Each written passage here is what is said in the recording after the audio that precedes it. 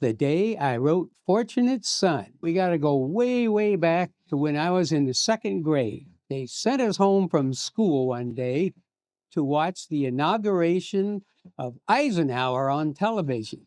Even at that young age, I was a little bit suspicious, let's say, of people driving around in fancy big black cars. I guess it piqued my interest in politics because over the years I would watch these conventions on television. They were pretty boring.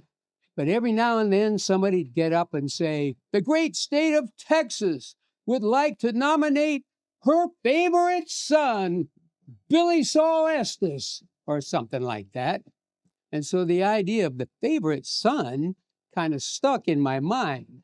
I was kind of at the lower end of the economic scale, you might say. So I was a little suspicious of powerful and rich people. So anyway, you come on up into the middle 60s, Vietnam War is going on. I was drafted about 1966. You'd be seeing these stories on television where some senator managed to get his son out of the draft. So one day I go off into my bedroom, I sit down on the edge of the bed, and somewhere in that process, the idea switched to Fortunate Son. And man, all those thoughts just came out in a raging torrent. 20 minutes later, after walking into the room with nothing, I walked out of that room with a completed song called Fortunate Son, and that was by far the quickest I've ever written a song. Showed it to the band, got to the studio, and recorded that